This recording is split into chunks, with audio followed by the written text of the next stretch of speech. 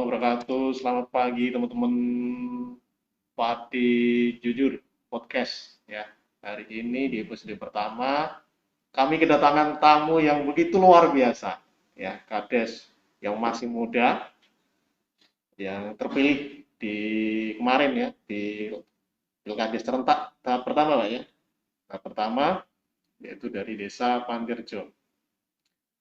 Dan hari ini kita akan jagung-jagung bareng, sharing-sharing bareng terkait mungkin potensi-potensi dan profil yang ada di desa Pantirjo, Kecamatan Gabus.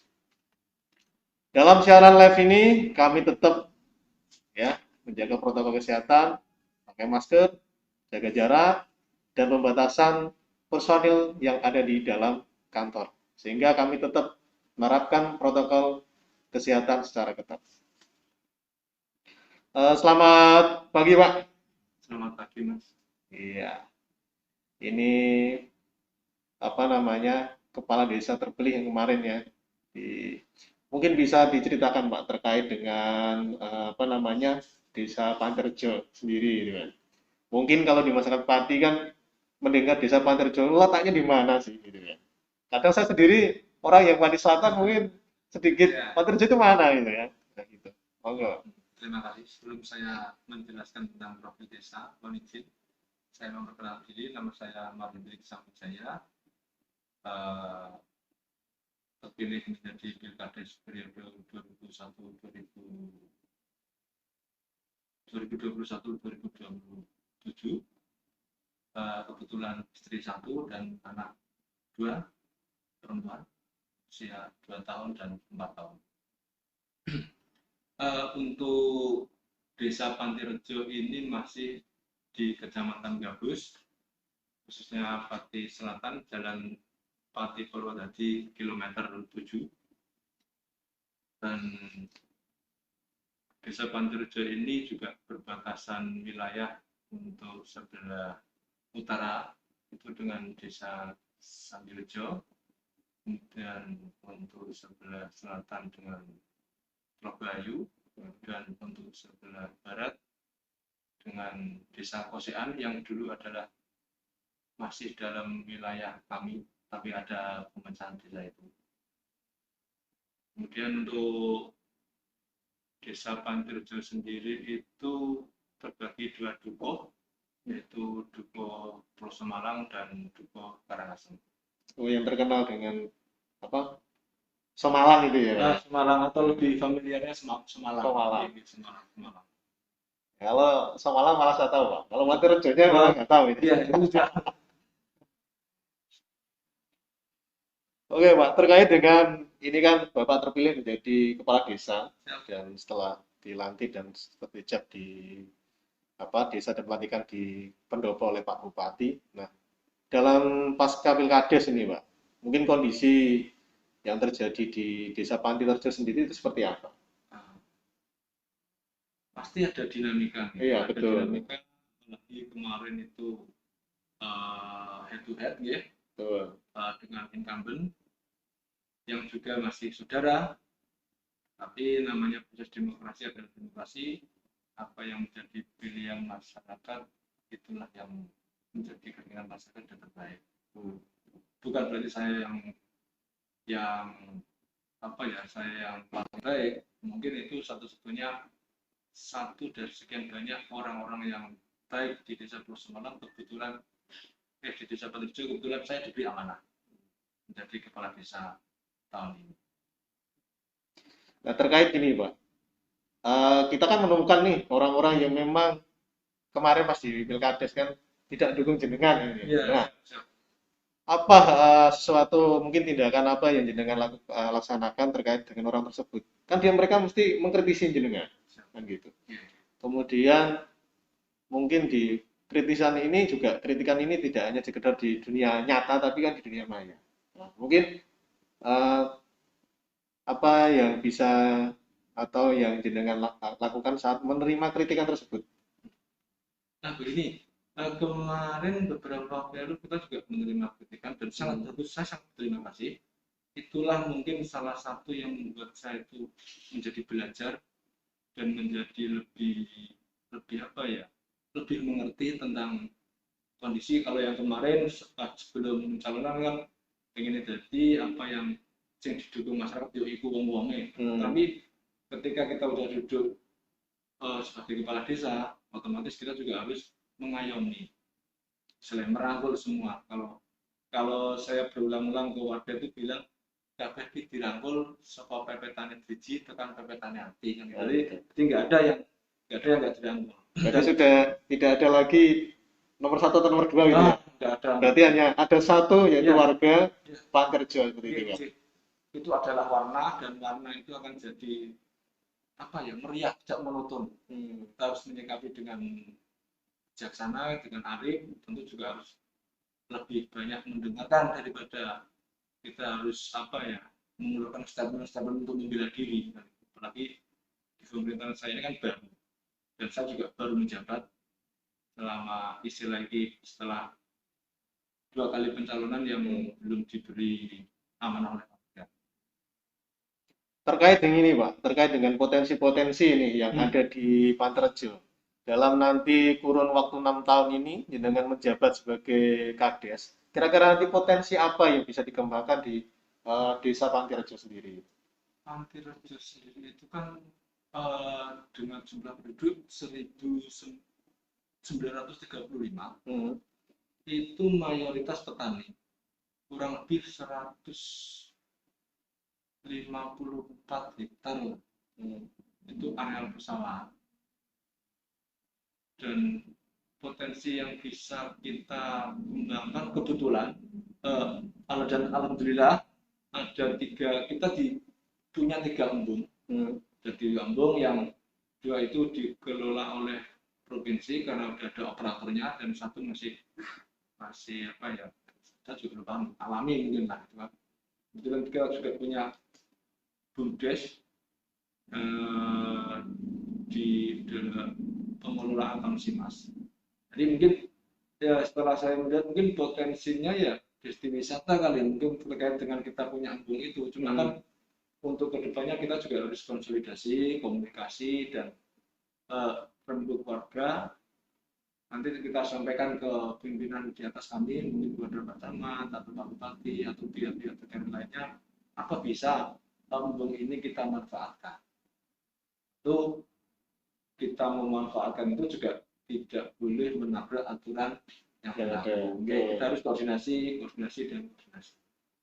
Jadi selain manfaat dan sebagai pengairan warga, juga nanti juga sebagai penghasilan ya, yang nanti dikelola secara profesional oleh BUMDes gitu, sehingga menjadi PAD ya, pendapatan asli desa. Dan itu luar biasa ya. Jadi ini termasuk potensi yang mungkin juga bisa ditiru oleh teman-teman yang lain mungkin yang sudah menyambung gitu. Mungkin selain itu Pak, kira-kira potensi apa yang bisa dikembangkan lagi di kota? Desa kami itu kan dataran. Betul. Dataran, dan tiap 4 tahun, bahkan kemarin setahun 2 tahun itu kita dapat kiriman air karena dataran rendah. Iya, hampir tiap tahun Pak. Kita kalau ada kejadian banjir ini, itu pasti Panterjo kena ini ya. Gitu. Mungkin juga bisa jenengan sebagai pemangku kebijakan yang baru ini, mungkin ada solusi juga terkait dengan itu kan. Ini kita udah kemarin di periode yang Bapak Sumatri sudah melakukan penyaringan sungai, atau mungkin kita juga lagi menggodok ini untuk kaitannya dengan pengerukan sungai supaya tidak ada pendangkalan, supaya tidak ada penumpukan lumpur yang banyak, karena itu yang jadi salah satu dari banyak faktor itu kan adanya pendangkalan itu. Terus kita kembali, kalau desa itu mungkin untuk potensi itu mungkin gini, saya beberapa waktu yang lalu sebelum pandemi itu di Magelang lihat ada sawah, dan di atasnya itu ada tempat untuk foto-foto atau apa itu. Oh iya, seperti di Kudus juga Pak. Di Kudus itu ada tempat foto-foto dan sekaligus rumah makan di atas hantaran sawah itu juga ada di Kudus itu. Kemarin tuh sempat saya kalkulasi, ini dikelola dengan bagus, panen ini gue sampingan. Rasanya Betul, gitu ya. ya, betul. Itu sampingan karena mayoritas petani kan emang penyewa lahan, tapi kan dalam beberapa pohon itu yang di desa itu juga ada yang milik warga dan ada yang kebetulan milik perangkat. Kenapa? Dengan durasi yang panjang, pasti milik pribadi kan bisa itu atau milik perangkat itu. Saya juga baru bisik-bisik sama rekan-rekan saya, sawah itu udah luasnya lumayan, spotnya apik, depan embung, kenapa nggak kita manfaatkan? Cuma mungkin dia masih berpikir bahwa tetap hasil panen itu yang paling masuk akal lah. Iya, karena sementara itu ya yang bisa dilihat cuma itu kan gitu. Iya, iya, iya. Nanti ada pendekatan lah. Mungkin juga harapannya mungkin teman-teman muda yang punya ide-ide gitu Pak ya, Ya, bagi teman-teman warga yang ada di Pantai Rejo, bisa deh nanti disampaikan ke Pak Kades. Apalagi kemarin informasinya kan di desa Pantai Rejo sendiri kan punya grup, ya, punya grup Facebook Pak ya, komunitas ya, itu ya. ya, ya, ya. Nah itu kan bisa nanti sebagai apa namanya ini wadah saling berinteraksi, memberikan ide-ide gitu kan. Ya. Jadi Nah, selain mengkritik, saya berharap teman-teman muda ini juga memberikan ide-idenya. amin, Nah, amin. gitu. Ya, ya, itu harapan saya secara pribadi dan itu Nah, mungkin harapan warga yang mungkin tidak punya akses untuk masuk karena di situ kan putra-putri Pantirjo kan mempunyai saling memberikan informasi, saling memberikan bertukar pikiran, tapi saya harap juga jangan hanya mentok di situ, tapi ada apa ya, ada aksi yang mungkin lebih ke depan lagi lah. Sekarang masih bagus, masih sirkulasi atau mungkin komunikasi di grup itu masih bagus, cuma ada informasi atau ada jembatan yang mana rekan-rekan sedulur-sedulur yang ada di Panterja yang di luar mungkin mengetahui apa-apa yang di desa kami tidak tahu dan itu diinformasikan itu mungkin akan jadi jembatan informasi. Syukur-syukur mungkin itu peluang juga betul. karena juga mayoritas kami juga pemudanya juga banyak dan setelah saya adakan pendekatan mereka ini sebenarnya punya potensi kreativitas ada dan untuk meneruskan apa ya meneruskan regenerasi untuk bertani itu ada keengganan. Iya, Ada apalagi anak muda nih Pak. Oke. Suruh bertani itu malas-malas saja. Mungkin kita yang muda ini juga suruh baca cangkul itu, wah ini gagal ini kan gitu. Ya, itu kan juga sebenarnya milik negara. Akhirnya mereka pemuda yang jadi petani itu kemungkinan itu karena ya bukan dari niatan hati ya, karena itu karena keterpaksaan. Mungkin Iya, saya berharap saya apa yang saya ucapkan ini salah, tapi padahal itu juga punya potensi ada pendekatan-pendekatan sisi mungkin dalam apa hmm, pengetahuan atau mungkin pendekatan keilmuan supaya gimana pertanian itu supaya meningkat nggak mentok setelah yang penting panen kok ditebang udah nggak karena selama ini saya lihat juga jarang banget yang dibawa pulang padahal akan menjadi nilai komersil yang lebih tinggi jika itu dibawa pulang dikelola dengan baik karena ya sampai sawah udah tenggelam datang udah beres ya, kalkulasi rata-rata seperti itu Pak. Iya. Dimanapun itu. Ya, saya tak kalkulasi, berarti mereka bekerja sendiri, menggaji sendiri, pulangan sendiri. Itu sebulan udah juta. Itu punya lagi sendiri. Berarti kan akan sangat ironis sekali, apalagi pertanian ini kan menjadi penyangga. Iya, betul. Penyangga apalagi semakin berkurangnya Lahan lahan pertanian pertanian, ini. bertambahnya penduduk, logikanya kan tetap apa ya, marketnya kan lebih tinggi sebenarnya. Cuma yang kita nanti juga koordinasi lagi lah nanti gimana ada pendekatan-pendekatan yang lebih untuk meningkatkan hasil pertanian kerjasama dengan BPP dan BPL. Nah, terkait ini Pak, ini kan lagi padi ini kan lagi rame-ramenya wabah COVID nih. Ya. Dan di desa itu kan terkait apa ada gerakan Jago Tonggo kan gitu. Dan penerapan protokol kesehatan di desa. Nah, sejauh mana sih pemerintah desa mengawal dan melaksanakan program Jago Tonggo yang digaungkan oleh Pak Ganjar ini? Nah, sebelumnya saya juga mengucapkan yang sedalam-dalamnya mungkin bagi seluruh warga negara Indonesia yang sedang mengalami musibah khususnya mungkin warga saya sendiri desa Penderjo kemarin mengalami musibah dengan meninggalnya 2 warga yang terpapar COVID kemarin, yang satu di Masjid Pastabik, yang satu di Magelang, dan itu dinyatakan COVID. Dan itu juga menjadi PR sangat besar bagi saya sebagai pemangku jabatan seperti jabatan kerja. Dan saya juga mengajak warga untuk lebih giat, untuk lebih protes, untuk lebih saling mengingatkan, dan kaitannya juga dengan Joko Tenggo juga, ayo untuk lebih aktif lagi, untuk lebih peduli, karena dengan kepedulian kita juga akan bisa menyelamatkan masa depan. Banyak juga kan kemarin juga ada sekitar kurang lebih 49 yang dinyatakan positif, tapi 5 udah menjalani isolasi mandiri, insya Allah tanggal 22, 23, 25 nanti ada yang sudah selesai menjalani isolasi mandiri.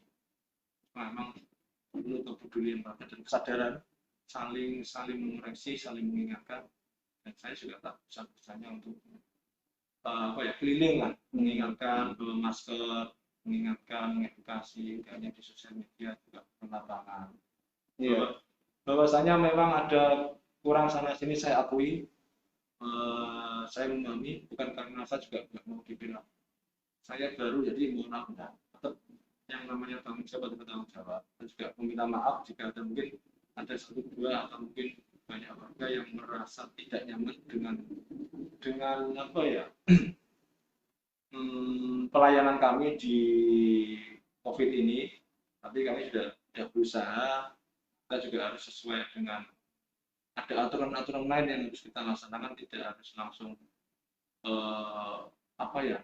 langsung dalam pembuatan. Kita juga ingin mengajak warga untuk peduli, karena pandemi ini bukan tanggung jawab pemerintah desa pada khususnya, bahwa itu tanggung jawab pemerintah desa, ya, tapi saya juga berharap ada kontribusi dari warga, mungkin kepedulian mereka yang sudah isolasi mandiri, karena mereka itu kan tidak bisa aktivitas untuk keluar, aktivitas untuk mencari pekerjaan, aktivitas untuk menghidupi keluarganya itu kan tidak bisa nih. Nah itu juga mungkin sama-sama warga menyisihkan sedikit rezeki lah, mungkin tidak usah banyak-banyak, tapi insya Allah nanti dengan sama-sama itu akan meringankan beban. Mungkin tidak akan menyelesaikan masalah, tapi setidaknya itu akan meringankan beban moral dan menyemangati rekan-rekan yang sekarang sedang berjuang melawan COVID di tubuhnya. Jadi kan nanti jadi endingnya kan gerakan bersama untuk penanganan dan juga membantu teman-teman ini warga yang terkena COVID ya. Kemarin juga ada penyemprotan juga, terima kasih kepada PMI, kemarin sudah memfasilitasi. Kemudian kita tidak lanjuti juga ada penyemprotan dari warga, memang belum maksimal. Dan saya juga berharap mungkin dari pihak-pihak lain yang belum mengetahui tentang Pancerejo dan dengan adanya bencana ini mungkin mengetahui, monggo saya selalu siap untuk berkoordinasi bekerjasama dalam menangani bencana di desa kami. Memang pandemi ini bukannya di desa Pancerejo, saya yakin dan percaya juga di tempat-tempat lain juga banyak, tapi setidaknya mungkin ada kontribusi dari luar untuk kami lah. Dan saya juga terima kasih kepada pihak Mustika, pihak Polsek dan pihak Ramil yang sudah dan Puskesmas juga yang sudah mengedukasi kami, memberitahu kami tentang apa itu rapid test, apa itu swab dan PCR, dan itu kita sampaikan. Akhirnya juga mengedukasi warga, memahamkan warga yang kemarin hanya mungkin sepotong-sepotong melihat di medsos, kemudian jadi pemahamannya jadi kurang pas. Ya, betul. Akhirnya ya sama-sama berjalan. Nah ini kan di pemerintah sendiri kan saat ini lagi gencar-gencarnya untuk melaksanakan vaksin, Pak. Nah, dan kita lihat terjadi di desa saya atau desa yang lain, bahwasanya masyarakat itu enggan untuk melakukan melakukan vaksin gitu ya. Dengan dalih mungkin informasi-informasi yang ada di media sosial, cerita-cerita terkait dengan akibat setelah vaksin gitu. mungkin di Desa Pancarejo sendiri minat masyarakat untuk melakukan vaksin itu seperti apa? Nah, itu. Untuk vaksinasi sendiri itu kemarin kan baru diagendakan untuk lansia. Lansia, Ya, betul. Nah, memang pada saat untuk yang pertama itu animonya berkurang karena ada ketakutan bahwa ketika udah divaksin kok malah meriang, gembreges, betul. Nah, gembreges biasanya apa ya, pokoknya tidak enak badan, tidak fit nah, lah kan. betul. Itu itu juga berusaha kadang untuk mengedukasi, tapi saya yakin apa yang dilakukan pemerintah itu pasti yang terbaik buat masyarakat khususnya Panjang. Kemarin juga yang hari ini juga ada vaksinasi lanjutan kedua, ada sekitar 18 warga. Kemudian tadi juga ada sekitar 4.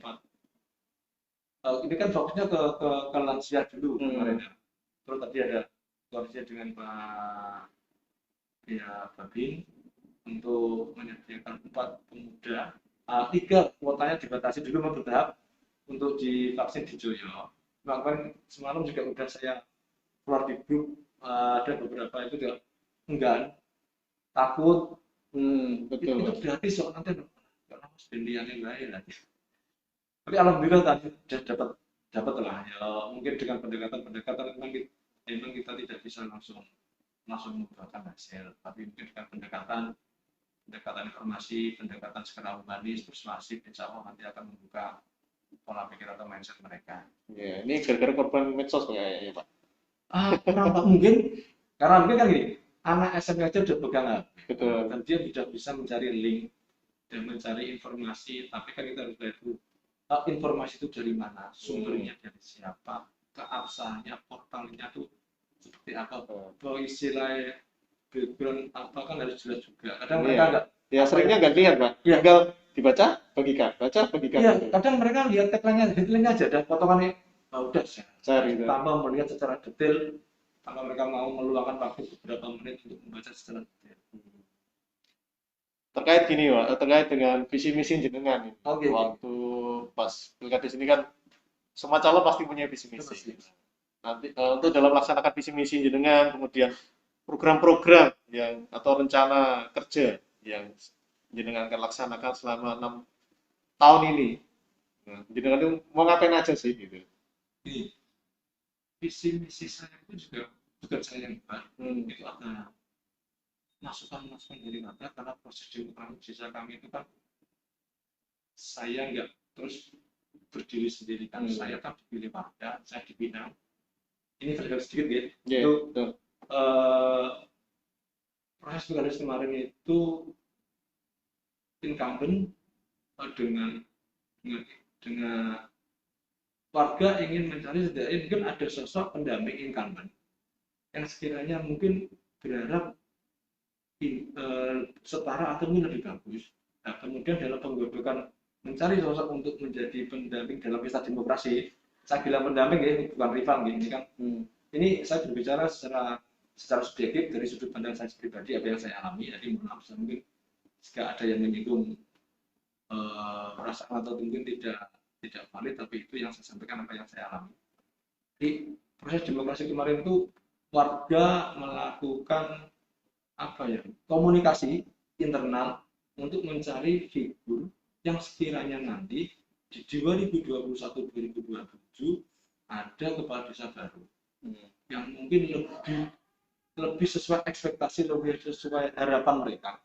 Bukan berarti yang kemarin belum enggak, sesuai harapan mereka yang lebih bisa mengakomodir, lebih bisa menyuarakan suara-suara mereka. Di proses itu ada beberapa tahapan, ada proses lika-liku dinamika, muncul 3, kemudian bahkan juga setelah muncul akhirnya saya yang di Pinang itu kan ada proses demokrasi lagi yang lebih dinamis sampai ke anggota Dewan DPRD, kita audiensi di sana, bahkan kita terus ada untuk menghadap bupati untuk lebih mungkin meredam. Tapi dalam proses itu saya juga berinteraksi langsung dengan warga, dengan mungkin tidak banyak, tidak semua, tapi hampir semua memang ingin bahwa akhirnya saya masuk ke dalam visi itu tata kelola pemerintahan desa yang baik, tata kelola pemerintahan yang baik dan bersih dari apa ya, dari KKN mungkin yang lebih birokrasinya lebih bagus, lebih tertata, dan itu saya tuang dalam misi saya.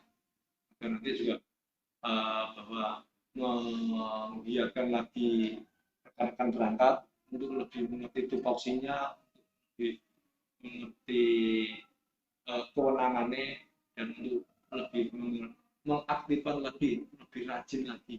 Kemarin mungkin udah rajin, tapi sekarang harus lebih rajin lagi dalam pelayanan masyarakat, lebih berinteraksi lagi dengan masyarakat. Karena kita di balai desa itu bukan apa ya, bukan tempat yang sakral lah. Ya kita harus turun lapangan gitu kan, ada komunikasi dua arah lah. Jadi nggak hanya datang ke desa tanda tangan, udah datang ke desa tanda tangan PRT, udah interaksinya kan kurang. Tapi dengan kita datang, sholat, itu mungkin ada unek-unek yang sampaikan. Dan itulah harapan saya. Dan alhamdulillah rekan-rekan juga sudah mengamini kemarin, sekarang kita sama-sama juga kita sudah sampai detik ini sudah sedang berusaha juga. Nanti mungkin puasa hasil maksimal belum. Saya yakin pasti ada pada saat juga mungkin tidak terlalu lama lah akan bisa lebih saran-saran lah, karena kita kan kendaraan tadi saya satu apa ada satu yang tidak berfungsi itu akan sama-sama. Dan untuk misi depan memang lebih ke ini ya, pembangunan di sarana prasarana, mungkin ada beberapa ruas jalan yang belum tersentuh, yang mungkin tersentuh tapi tidak maksimal. Terus jalan untuk jalan pertanian itu, pembangunan trawon, padam itu juga kemarin ada sebagian kecil, tapi nanti kita akan ya. Karena untuk yang butuh persoalan itu bukan jalan desanya sudah maksimal, tapi untuk pertanian agak kurang, masuk lanan atau apa ya Bang? Irigasi ya, penataan lahan itu ada sumbatan-sumbatan yang kita benahi. Kemudian juga untuk menggiatkan lagi kelompok tani yang menurut warga ini terusan mati suri. Juga nanti sama-sama dengan Kabupaten juga. Ini juga saya belum koordinasi dengan Kabupaten dengan rekan-rekan LPMD, karena kaitannya ada PNW ini, karena LPMD juga kemarin saya juga belum tahu ini apa itu. Tapi insya Allah nantilah, saya nanti bisa. Tapi dengan Pak RT, RW, insya Allah ada dengan beberapa rekan BPD, saya juga berharap BPD lebih aktif lagi, lebih kondusif lagi, dan lebih bisa berkoordinasi internal untuk kritik kami. Saya berharap itu, jangan hanya selain apa ya, tidak apa, saya dikritik itu tidak apa-apa, yang penting kritik itu membangun, kritik itu tidak menyerang apa ya, bukan pribadi saya, tapi jangan menyerang anak istri saya. Tidak masalah, karena kritik adalah bagian dari demokrasi, kritik adalah untuk kita sadar bahwa kita tidak sempurna. Jadi kesempurnaan hanya milik Rizky Febian. Jadi ini konten Nah, terkait dengan jelas mana kalau terkait dengan pelayanan di era industri 4.0 kan gitu kan, semuanya serba digital. Kemudian kaum milenial juga lebih senengnya bahkan mau bikin KK atau KTP bahkan seperti itu kan sekedar upload syarat-syaratnya. Nah, kemudian di Panti Rejo sendiri, apakah sudah bergeser nih dari pelayanan yang mungkin serba manual menjadi lebih efisien dengan adanya perkembangan teknologi sendiri? Untuk di bidang itu sih ya. Begini, menarik, saya juga baru tahu, mungkin saya belajar, maaf, ternyata buat KTP bisa lewat HP ya? Bisa, sudah bisa. Maaf, ya. Itu juga jadi, tak lihat, nggak tahu ya, setiap warga, hampir tiap cahaya pemuda, pegang HP. Cuma mungkin tidak ada yang mungkin dengan informasi ini mungkin saya akan apa ya, lebih membuka-buka lagi. Ya, cuma dia apa Pak, untuk KTP-nya sendiri, itu kalau untuk awal itu nggak bisa. Untuk yang belum kita kemudian bikin KTP baru itu belum bisa. Gitu. Tapi kalau hanya sekedar mungkin KTP rusak, KTP hilang dan sebagainya itu bisa. Dan ini mungkin juga minimnya sosialisasi sih sebenarnya. Ya, sosialisasi dari dinas terkait dengan aplikasi-aplikasi tersebut. bahkan bikin KIA sendiri, kartu identitas anak sendiri itu kan sekarang sudah online, bisa gitu kan. Ini terkait dengan BPJS. Nah, kalau apa namanya tadi surat menyurat nih, kadang kita kan pengen nih warga datang ke balai desa tinggal ngambil suratnya. Ya, jadi misal saya bikin surat keterangan usaha nih, tinggal kirim aja deh syaratnya, nanti terbitkan surat ngambil di balai desa. Nah, mungkin di Panti Rejo sendiri sudah sistem seperti itu atau masih ya seperti beberapa desa yang lain gitu. Untuk Panti Rejo sendiri jujur masih konvensional. Dia masih masih ya bawa lembaran kertas, diajukan permohonan, kita stempel, masih seperti itu. Tapi mungkin ini menarik juga kajian agar lebih apa ya, masyarakat juga lebih proaktif bahwa eh, data kependudukan, bahwa identitas itu perlu, karena itu kaitannya kan akan tersentral ke pusat kan dari semua data diakses, dan nanti itu juga kalau kita istilah sistem administrasi atau mungkin kependudukan kita masih bermasalah, itu nanti investasinya juga banyak. Tapi dia pribadi, saya juga kemarin mengalami bagaimana terjadi adanya nikah, bagaimana warga tidak mendapat bantuan karena adanya belum online atau apa. Iya, betul. Sering akan menjadi dilema secara pribadi loh. Ini layak, ternyata setelah dilacak, oh ada nggak punya KTP, kadang kakaknya nggak punya, gitu kan. Padahal ini rumahnya mau roboh nih. Nah, itu kan, tapi warga tetap menyalahkan ini, Pak. Menyalahkan pemerintah desa ini kan. Padahal mereka belum menggali secara dalam ini tentang administrasinya ini kan. Ya, itulah kadang apa ya, seni ini tadi, apa kebetulan kita diberi kesempatan ya, melatih untuk bersabar, melatih untuk lebih banyak mendengarkan, dan emosi itu kita rubah menjadi lebih apa? Lebih caranya hari ini, canang mudun tukar telah. Itu. Saya juga mengedukasi rekan-rekan saya, yakin rekan-rekan tuh kadang pada masa pandemi ini mungkin ada satu yang kadang stres. Nanti saking sibuknya ini data tuh datang warga terus dia tinggi. Saya yang mendampingi, maaf Bu, ini saya mengingatkan begitu. Kemarin jenengan jadi perangkat ini kan bukan untuk menghadirkan, bukan untuk apa ya, capai seragam selfie kelihatan pendapat, itu bukan untuk kelihatan ada kegiatan, tapi di situ ada tanggung jawab moral, tanggung jawab sosial, ada tanggung jawab kerja. Oke gitu teman-teman, jadi apa namanya di episode pertama ini ya, dengan ngobrol-ngobrol bareng sama Pak Kepala Desa Panti Rejo. Mungkin ada pertanyaan-pertanyaan dari teman-teman netizen nih. Ya, nanti bisa komen di Facebook ya terkait dengan Desa Panti Rejo sendiri kan gitu. Jadi pertanyaannya jangan melebar ke mana-mana, geng. Jadi pertanyaannya khusus ini di Desa Panti Rejo. Nanti kita biar bisa dijawab oleh Pak Kepala Desa. Gitu ya. Terkait dengan BLT, Pak. BLT. Nah, langsung tunai ini ya. Apa namanya? Bagi warga yang belum dapat ini, kan mesti muncul dan sebagainya, Pak. Kok saya ini warganya bener nggak sih nggak dapat BLT gitu. Mungkin ada solusi, Pak, terkait dengan teman-teman warga yang belum dapat nih BLT. Jumlah ini kan dari jumlah DPT dari jumlah penduduk 1935 dan kemarin jumlah DPT-nya 1.381 jiwa. Itu yang didata, mereka yang ada di data untuk termasuk BLT sama BNPT ya, itu ada sekitar 162. Kemudian untuk BLT tahun ini itu ada sekitar 32. Apakah kurang? Kurang. Ada istilahnya 162 yang terdaftar. Cuma kan begini, saya juga akan mengevaluasi lagi. Mengevaluasi dalam artian kemarin itu kan mungkin bagus, cuma kan tujuan saya kan estafet. Tapi estafet itu the right place lah. Kalau di jalan yang sesuai, di jalan yang mungkin tidak membuat resah.